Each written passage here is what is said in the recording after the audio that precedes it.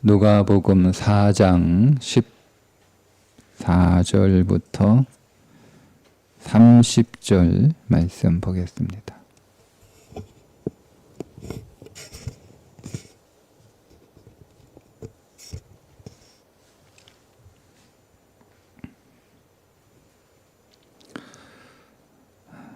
예수께서 성령의 능력으로 갈릴리에 돌아가시니 그 소문이 사방에 퍼졌고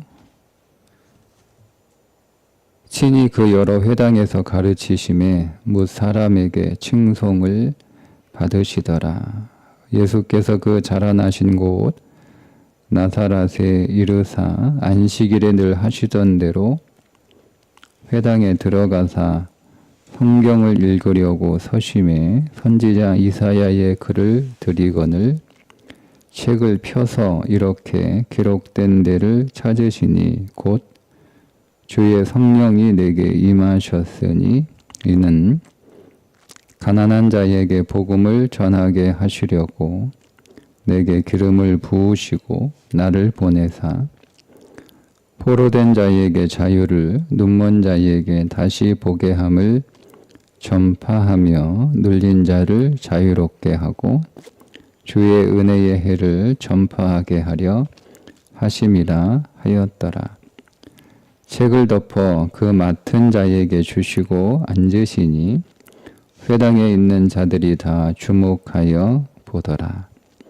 이에 예수께서 그들에게 말씀하시되 이 글이 오늘 너희 귀에 응하였느니라 하시니 그들이 다 그를 증언하고 그 입으로 나오는 바 은혜로운 말을 놀랍게 여겨 이르되 이 사람이 요셉의 아들이 아니냐. 예수께서 그들에게 이르시되 너희가 반드시 의사야 너 자신을 고치라 하는 속담을 인용하여 내게 말하기를 우리가 들은 바 가버나움에서 행한 일을 내 고향 여기서도 행하라 하리라. 또 이르시되 내가 진실로 너희에게 이르노니 선지자가 고향에서는 환영을 받는 자가 없느니라. 내가 참으로 너희에게 이르노니 엘리야 시대에 하늘이 3년 6개월간 닫히어 온 땅에 큰 흉년이 들었을 때에 이스라엘에 많은 과부가 있었으되 엘리야가 그중 한 사람에게도 보내심을 받지 않고 오직 시돈 땅에 있는 사렙다의 한 과부에게 뿐이었으며 또 선지자 엘리사 때에 이스라엘에 많은 나병 환자가 있었으되 그 중에 한 사람도 깨끗함을 얻지 못하고 오직 수리아 사람 나아만 뿐이었느니라. 회당에 있는 자들이 이것을 듣고 다 크게 화가 나서 일어나 동네 밖으로 쫓아내어 그 동네가 건설된 산 낭떠러지까지 끌고 가서 밀쳐 떨어뜨리고자 하되 예수께서 그들 가운데로 지나서 가시니라. 아멘. 예수 그리스도가 40일 광야에서 금식하시며 시험을 받으신 것은 우리가 그리스도 안에서 시험을 이겼다는 말씀으로 우리가 적용할 수 있고 오늘 예수님께서 그 자라신 동네 나사렛에 오셔서 회당에서 말씀을 가르치시는 것은 우리가 승리하는 삶에서 더 나아가 그리스도께서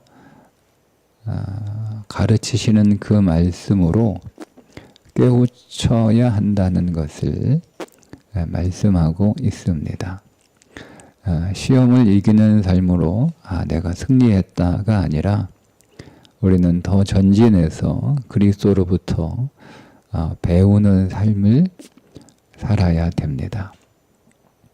우리가 그리스도를 아는 것은 그리스도의 말씀으로 그리스도를 아는 것이지 그분이 행하는 기적으로 그리스도를 알 수 없습니다. 회당에 예수 그리스도가 오시자 많은 사람들이 예수의 소문을 듣고 모였겠죠. 가버나움에서 다른 지역에서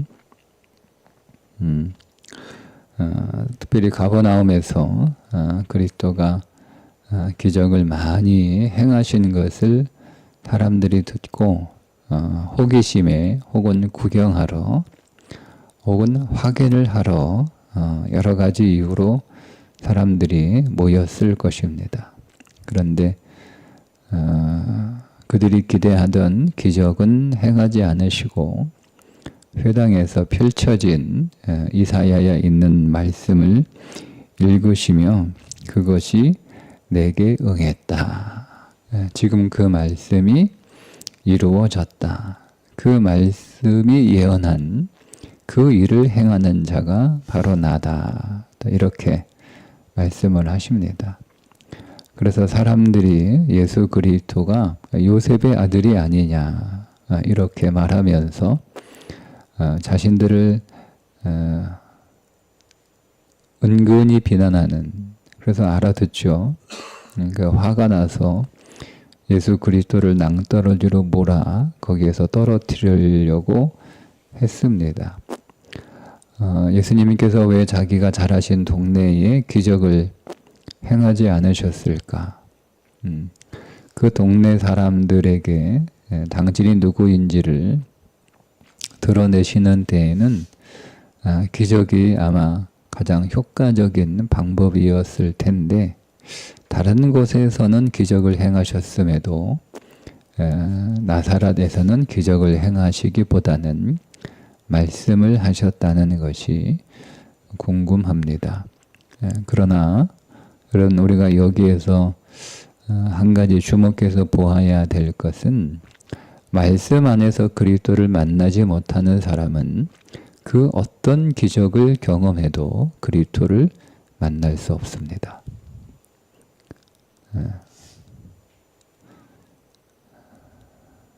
놀라운 기적을 체험해도 예를 들면 사망 선고가 떨어진 병에서 기적적으로 치유가 돼도 그 사람은 말씀 안에 있지 않으면 그리스도를 결코 만날 수 없습니다. 우리는 말씀 안에서 그리스도를 먼저 만나야 되고 그 말씀 안에서 그리스도를 먼저 만날 때 사실은 내 인생이 더 이상 그 지적이 필요가 없는 인생이 되는 거고 이미 말씀 안에서 그리스도를 만났으니 사실은 우리의 병든 몸이 기적적으로 치유되는 거 그래도 여러분 우리는 또다시 병에 걸리고 결국 죽습니다. 더 큰 기적은 뭐냐? 우리 인생 안에서 더 큰 기적은 뭐냐? 예수 그리스도가 우리 인생 안에 찾아오시고 나를 택하시며 나를 구원하신 나를 하나님의 자녀 삼으신 것이 기적이에요. 그게 기적이에요. 그 사실을 알지 못하면 내가 너희를 구원하러 왔다는 것이 그 자체가 기적이다 라고 하는 것을 우리가 깨닫지 못하면 우리는 예수 그리스도를 향해서 분노하며 그 분노를 이기지 못해 결국 예수 그리스도를 끌어내 낭떠러지에 세워 밀쳐버리려고 하는 그런 존재로 살아갈 수밖에 없다는 것을 보여줍니다. 예수 그리스도가 회당에 들어오셔서 펼쳐져 있는 이사야의 말씀이 기록되어 있는 두루마리에서 한 구절을 찾으시죠. 예수님이 덮여져 있는 두루마기를 펼쳐서 오늘 이사야에 있는 말씀을 찾아 읽으신 것이 아니라 그 말씀이 펼쳐져 있었어요. 그 말씀이. 그 말씀이 펼쳐진 곳에서 오늘 예수님께서 당신에 관한 말씀을 찾아 읽으셨던 거죠. 자, 이 말씀은 오늘 우리들에게 두 가지를 전해주고 있는데 이 말씀을 읽으면서 두 가지를 우리가 깨달아야 됩니다. 첫 번째, 나는 누구인가? 나는 어떤 존재인가를 깨달아야 되고, 두 번째, 그래서 나는 어떤 태도를 가지고 있어야 되는가를 말씀 안에서 발견하고 깨달아야 되는데, 거기에 있던 사람들은 그것을 놓쳤던 겁니다. 이렇게 기록된 말씀이죠. 자, 18절부터 읽으면 주의 성령이 내게 임하셨으니 이는 가난한 자에게 복음을 전하게 하시려고 내게 기름을 부으시고 나를 보내사 포로된 자에게 자유를 눈먼 자에게 다시 보게 함을 전파하며 눌린 자를 자유롭게 하고 주의 은혜의 해를 전파하게 하려 하심이라 하였더라. 말씀입니다. 우리 성경에는 번역을 하나 빼고 문장을 하나 빼고 번역을 해서 5가지인데 원래 누가복음의 문장에는 6가지. 가난한 자에게 복음을 전하게 하시려고 내게 기름을 부으시고 나를 보내사 그 다음에 심령이 상한 자를 고치시고가 있습니다. 성경에 여러 번역본이 있는데 이게 빠져있는 번역본을 가지고 번역을 했기 때문에 그렇습니다. 그래서 모두 6가지이죠. 그런데 예수님이 누가가 구약 이사야에 있는 말씀을 인용할 때 하나를 빼고 인용을 했어요. 여러분 이사야를 보시면 우리 하나님의 보복의 날을 선포하며 라고 하는 말씀이 하나 더 있습니다. 그래서 7가지입니다. 예수 그리스도가 우리에게 오셔서 하시는 사역이 7가지. 이게 복음이에요. 복음의 내용이 7가지입니다. 우리에게 기쁜 소식이라고 하는 것은 그리스도가 우리 인생 안에 오셔서 이 7가지를 하시는 거예요. 첫 번째, 가난한 자에게 복음을 전하시고, 두 번째, 심령이 상한 자를 고치시고, 세 번째, 포로된 자에게 자유를 주시고, 네 번째, 눈먼 자에게 다시 보게 하시고, 다섯 번째, 눌린 자를 자유롭게 하시고, 여섯 번째, 19절, 주의 은혜의 해를 전파하시고, 이 은혜의 해라는 게 신년입니다. 신년을 선포하시고, 그리고 이사야에 있는 말씀, 누가는 빼고 인용을 했는데, 하나 더, 원수된 자에게 보응을, 원수에게 보응하시는 7가지 사역을 합니다. 자, 그러면 이 말씀이 오늘 우리 가운데 이루어지려면 나는 어떤 사람인가를 여러분 인정해야 되는 거예요. 나는 그럼 어떤 사람입니까? 나는 가난한 사람입니다. 가난한 사람. 네. 여기 이사야에 있는 이 말씀은 여러분 히스기야 이후로 그대로 일어난 일이에요. 히스기야가 자기의 병문안을 왔던 사람들에게 자랑하듯 자기의 모든 보물 창고를 다 열어서 보여주잖아요. 자랑하잖아요. 그죠? 자, 자랑하면 빼앗깁니다. 여러분, 자랑하면 빼앗깁니다. 그것을 보고 바벨론이 침공해서 그것을 다 빼앗아가죠. 그래서 가난한 자가 됩니다. 그렇게 다 빼앗기고 그의 후손들이 포로로 잡혀간다라고 하는 것을 히스기야가 들었을 때 그의 심령이, 그의 마음이 상하게 되죠. 그리고 그 말씀대로 이제 바벨론의 침공을 받아 그의 후손들이 포로로 잡혀가면서 다 눈이 뽑힙니다. 네. 그들이 포로가 되고, 그래서 70년간 전쟁의 포로로 살게 되고, 그리고 노예로 생활하게 되죠. 이 눌린 자라고 하는 게 노예라는 뜻입니다. 노예로 살아가게 되죠. 그런데 이스라엘에는 이제 기업물을 자 고멜 제도가 있어서 하나님이 내게 주신 그 기업의 땅을 내가 부득이하게 가난해서 이것을 담보로 돈을 빌려 생활하다가 그거를 다시 갚아서 그 땅을 다시 도로 찾아야 되는데 그렇게 이제 하지 못하는 경우가 생기잖아요. 그러면 누군가가 대신 나의 친족 가운데 가까운 자가 대신 그 기업을 도로 찾아서 줘야 되는, 돌려줘야 되는, 그게 이제 기업물을 자 고멜 제도인데, 그것을 한 사람이 없는 거예요. 그걸 해줄 수 있는 사람이. 예?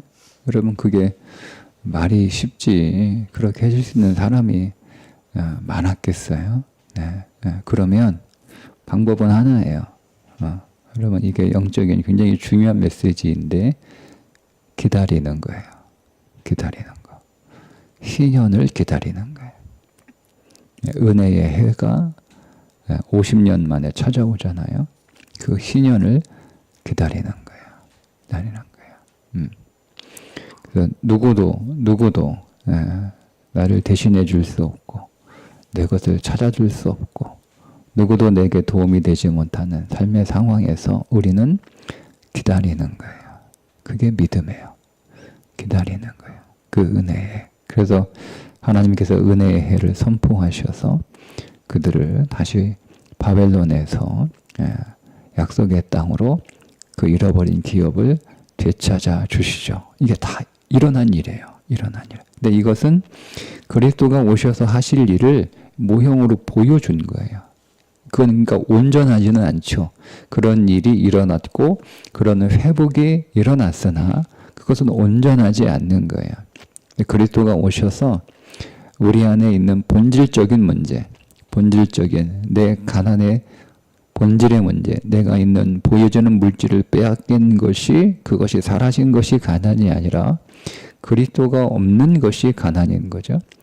그 본질적인 가난의 문제, 그 본질적인 심령이 상하는 문제, 그 본질적인 포로된 문제, 본질적인 눈이 뽑히는 문제, 그 본질적인 노예의 문제, 이런 것들을 그리스도가 오셔서 우리 안에서 역사하심으로 우리를 거기에서 건지시고 회복하시고 하시는 일들을 우리에게 하신다는 거예요. 그러니까 그 일을 우리가 그리스도께서 우리 안에서 오셔서 하실 텐데, 그 일을 하시기 위해서, 그 일이 오늘 우리 애들에게 일어나기 위해서 우리는 어떤 존재이어야 되느냐? 가난한 자가 되어야 되고, 심령이 상한 자가 되어야 되고, 포로된 자가 되어야 되고, 눈먼 자가 되어야 되고, 노예로 눌린 자가 되어야 되고, 기다리는 자가 되어야 되고,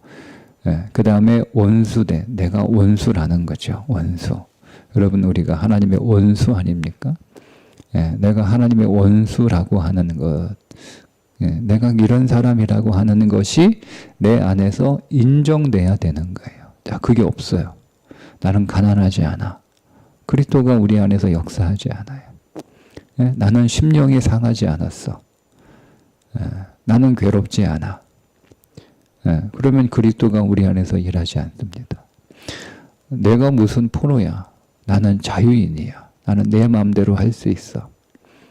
이런 사람들 많죠? 나는 내 마음대로 할 수 있다. 나는 내 마음대로 하는 사람들 많습니다. 그리스도 그 사람 만날 수 없습니다. 네. 나는 돈이 뽑힌 자예요. 나는 아무것도 볼 수 없고 아무것도 알 수 없고 그러니까 무엇인지 나는 제대로 분별할 수 없고 판단할 수 없고 내 선택과 내 결정은 올바르지 않고 근데 나는 다 알고 다 보고 나는 다 결정할 수 있고 내 판단은 언제나 옳고 이런 사람은 그리스도 못 만납니다. 그리스도가 일하지 않습니다. 나는 노예가 나야. 나는 누가 시켜서 일하는 사람이 아니고 나는 내 안에 의사결정권이 있어서 나는 내 방식대로 나는 얼마든지 결정할 수 있고 나는 얼마든지 주도적으로 나는 누가 뭐 시켜가지고 하는 사람 아니야.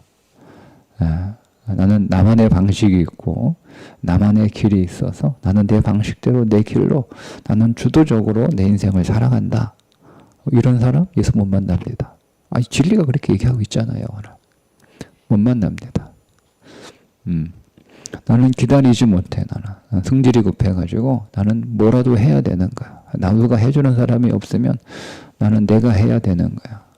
내가 되는 거야. 나는 내가 어쨌든 내 손으로 해야 되고 나는 빨리 결과를 봐야 되고 나는 내가 이렇게 일하면 빨리 이렇게 누가 나 일하는데 도와주지 않고 협조하지 않으면 그거 받아들이지 못하고 이런 거 그래서 못 만나요. 그러니까 이런 태도를 가지고 있어야 되는 거예요. 근데 이런 태도를 그 가운데 있는 사람들이 갖지 못하죠. 이런 말 자신이 그런 자라고 하는 것을 인정하지 않는 거예요. 아니 우리 보고 가난하대. 우리 보고 심령이 상했대.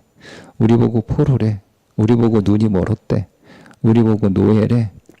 우리 보고 인내심이 부족하대. 성질이 급하대. 인정하지 못하는 거예요.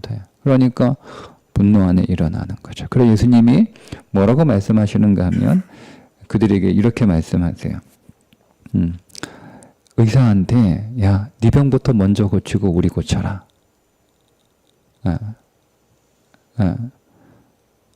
자기도 못 고치면서 누구를 고친다고 그래. 그런 것처럼 네가 정말 그런 일을 하는 사람이라면 한번 기적을 보여줘봐. 기적도 못 보여주면서 뭐 그렇게 말이 많아. 능력이 없으니까 말만 많은 거지. 이렇게 나오는 거예요. 예수님이 그래도 두 가지 비유를 두 가지 사건을 두 가지 구약에 있었던 사건을 예를 들어서 말씀해 주시는데 3년 6개월 동안 흉년이 들었던 적이 있죠. 엘리야 시대에 온 땅에 큰 흉년이 들었는데 여러분 그 흉년에 의해서 과부가 이스라엘에 얼마나 많았겠어요. 그러니까 과부는 누가 도와줘야 되는 사람이잖아요. 그러니 흉년이니까 아무도 자기를 도와줄 사람이 없는 과부들이 이스라엘에 왜 없었겠어요? 그런데 엘리야는 누구에게 이방 땅 사르밧 과부, 사렙다 과부라고도 하죠. 거기에 가서 그 이방 과부를 먹이신 거예요. 그 배고픈 과부를 먹이셨다. 그리고 이스라엘에 문둥병자가 왜 없었겠어요? 그런데 아람 사람, 아람 왕 나만 장군이 그 문둥병에서 건져진 거예요. 그러니까 당시 이스라엘 사람들에게는 두 가지 태도가 없었던 거죠. 내가 가난한 과부라고 하는, 배고픈 과부라고 하는 그런 태도가 없는 거예요. 과부는 내가 무슨 과부? 내가 눈둥병에 걸린 자라고 하는 태도를 가지고 있어야 되는데 그런 태도가 없는 거예요. 내가 무슨 문둥병자야. 이게 죄인이란 뜻이잖아요. 문둥병이. 내가 그것도 심각한 죄인이라는 거예요. 내가 심각한 죄인이라고 하는 내가 배고픈 과부이고 내가 심각한 죄인이라고 하는 그런 태도 그런 태도. 그러니까 어떤 태도예요? 간절해야 되는 거예요. 주님이 아니면 내 배고픔을 해결할 수 없고 주님이 아니면 내 질병을 치유할 수 없다라고 하는 그 간절한 태도. 이 태도 그래서 주님을 붙들고 놓지 않는, 주님 앞에 매달리는 그런 태도. 두 번째, 믿음이죠. 믿음. 그러니까 믿음이 나오는 거예요. 여러분, 믿음은 간절함에서 나오는 거예요. 믿음은. 예. 이 사르밧과 나만 장군의 요구되는 게 믿음이었잖아요. 믿음. 나만 장군가, 야, 뭐 우리는 강이 없어가지고 여기까지 와가지고 강 속에 들어가냐? 그 더러운 강에. 그러니까 믿음을 갖고 한번 해보라라고. 해봐서 뭐 미칠 게 뭐 있냐? 한번 해보자. 그렇게 그의 시종이 조언을 하잖아요. 믿음. 그게 없는, 그 태도가 없는 거예요. 그 태도가 없으니 그들은 그리스도가 그들에게 찾아오셨음에도 불구하고 그리스도가 나사렛에 2번 찾아오셔서 2번 다 배척을 당하세요. 다 놓쳐버리는 거예요. 그리스도가 자기에게 오셨음에도 불구하고. 여러분, 그러니까 오늘 우리가 우리의 삶에 예수 그리스도를 어렸을 때부터 다 봐왔던 동네 사람들이잖아요. 너무 잘 알고 있다는 거죠. 근데 잘 알고 있는 게 어떻게 알고 있는 거예요? 어설프게 알고 있는 거예요. 여러분, 신앙생활 오래 하셨다고 해서 잘 아십니까? 성경 제대로 알고 계십니까? 어설프게 알고 있어요. 어설프게 알고 있으니까, 자, 이렇게 얘기합니다. 22절에 그들이 다 그를 증언하고, 그를 증언하고 번역했는데, 그에 대하여 증언하고, 이렇게 번역해야 돼요.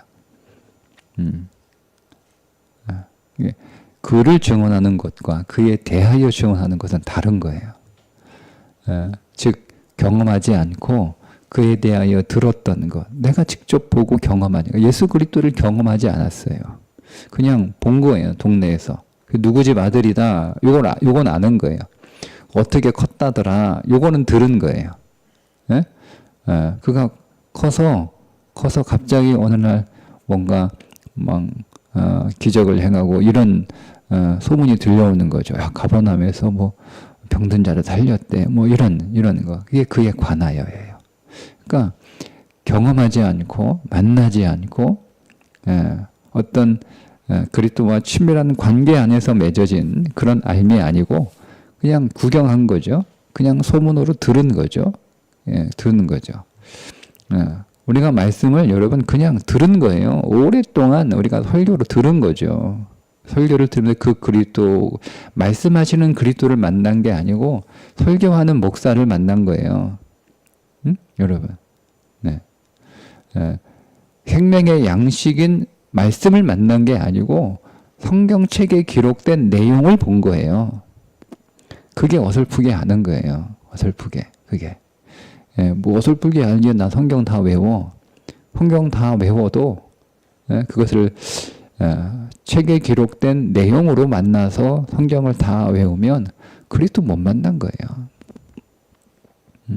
그리스도를 여러분 만나시고 그리스도를 체험하시고 그리스도를 겪으시고 여러분들이 그리스도를 실제로 알지 않으면 우리는 평생 예수 믿어도 예수 안에서 우리 안에서 하실 그 복음의 사건을 체험하지 못합니다.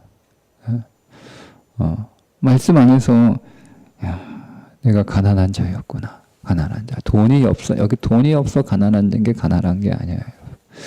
그리스도가 없으면 가난한 거예요. 그리스도가 보배잖아요. 보배. 보배. 사도 바울이 질그릇 같은 내 인생 안에 보배이신 예수 그리스도가 오셨다라고 사도 바울이 고백하잖아요. 그리스도가 보배예요. 그 보배가 없으면 다 가난한 거예요.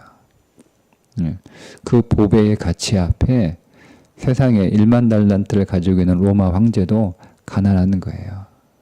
가난한 거예요. 그러니까 그 사실을 우리가 알지 못하면 내가 그리스도를 보배이신 그리스도로 만나지 못하죠. 내가 심령이 상해. 심령이 상한 게 뭐예요? 본질적으로. 그리스도가 없는 게 우리의 심령이 상한 거예요. 그분의 사랑과 그분의 은혜를 받지 못하고 경험하지 못하고 누리지 못하는 게 사람한테 기분 나쁜 말 들어가지고 상처받은 게 심령이 상한 게 아니에요, 여러분. 우리는 그걸 상처받았다고 얘기하는데요. 여러분 진짜 상처는 뭔지 아세요? 여러분 안에 그리스도가 없는 게 상처예요. 그러니까 맨날 상처받았다고 그 안에 분노의 감정만 새기고 있지. 내 안에 정말 큰 상처는 내가 이렇게 교회 오랫동안 다니고 열심히 다녔는데 내 안에 그리스도가 없구나. 그리스도가 없구나. 그게 상처가 돼야 되는 거예요. 왜 주님은 내 안에 오셨는데 왜 나는 주님을 만나지 못합니까? 그게 상처가 돼야 되는 거죠. 그리고 우리는 포로된 자 아니에요. 포로된 자. 우리는 포로된 자예요. 우리는 끌려가는 자예요. 우리는 자유인이 아니에요. 여러분 세상은 인간은 자유하다라는 것을 끊임없이 말하지만 다 거짓말이에요. 그건 희망사항인 거예요. 우리는 포로된 자예요. 우리 눈이 뽑힌 자죠. 눈먼 자가 아니라 눈이 뽑힌 자예요. 그건 볼 가망성이 없다는 얘기 아닙니까? 눈이 멀면 그래도 회복될 수 있잖아요. 그죠? 근데 눈이 뽑힌 건 회복의 가능성이 제로. 볼 수 있는 방법이 없는데 고칠 수 있는 방법이 없잖아요. 눈이 안 보이는 건 시력을 회복하는 그래도 어떤 가능성이라도 있는데 뽑혀버린 건 가능성이 없는 거예요. 근데 바벨론 포로로 눈이 뽑혀가잖아요. 그죠? 여러 가지 이유 가운데 있는데 하나는 뭐냐면 바벨론의 정체를 보지 못하는 거예요. 그러니까 우리는 세상의 정체를 보지 못해요. 그러니까 여러분 우리는 그리스도인들은 진실로 세상의 정체를 딱 봐야 되는데 이거 못 보거든요. 이거 못 보니까 세상을 추앙하죠. 그 정체를 우리가 볼 수 있어요. 이걸 아예 못 보게 바벨론이 눈을 뽑아버리는 거예요. 못 보게. 자신들의 정체를 보지 못하도록. 자신들의 정체. 바벨론이 끌고 가서 잘해주잖아요. 잘해주잖아요. 다니엘에게 잘해주잖아요. 특별하게 대우해주잖아요. 그죠? 네. 근데 그것이 바벨론이 야, 내가 고국에서도 받지 못한 대우를 이렇게 받는구나. 내가 내 나라에서도 받지 못한 대접을 이렇게 잘 받고 나를 인정하고 나를 이렇게 알아주는구나. 근데 그 정체를 알아야 되는 거예요. 왜 세상에 나에게 잘해줍니까? 세상은 나에게 잘해줄 이유가 하나도 없어요, 여러분. 하나도 없어요. 사단이 나한테 잘해줄 이유는 하나도 없어요. 근데 사단이 왜 나한테 친절하죠? 왜 사단이 나를 이렇게 대접을 잘해주죠? 나를 사망으로 끌고 가기 위한 거예요. 그 정체를 보지 못하도록 눈이 뽑힌 거예요. 세상을 똑바로 봐야 돼요. 세상을. 이 세상에 있는 모든 요소들을 우리는 볼 수 있어야 되는데 그걸 내가 못 보고 계속 그것이 좋다라고 그것을 지금 추구하며 살아가잖아요. 그것을 하나라도 더 얻기 위해서 거기에서 한 계단이라도 더 올라가기 위해서 우리는 그렇게 여러분 살아가잖아요. 그걸 내가 인정해야 돼. 하나님 나는 세상을 제대로 볼 수 없어요. 그러니까 이런 인정이 있어요. 이런 인정. 그래서 나는 이런 존재이기 때문에 나는 과부와 같은 배고픈 자이고 나아만처럼 심각한 죄인이고 그러니 주님만이 나의 이 배고픔을 해결하고 주님만이 나의 이 심각한 죄의 질병을 치유할 수 있다라고 하는 믿음을 가지고 그분 앞에 설 때 그분이 회당에서 회당은 함께 모인다라는 뜻이거든요. 그러니까 오늘 우리의 사실 일상을 상징하는 장소죠. 회당은 우리의 일상.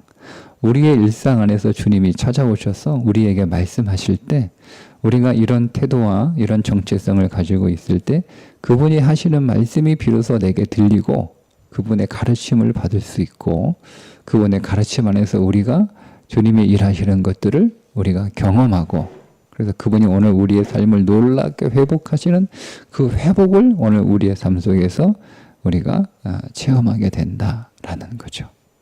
주님은 오늘 우리 인생 안에 찾아오셔서 오늘 우리의 일상 안에서 동일하게 이 7가지의 사역을 하십니다.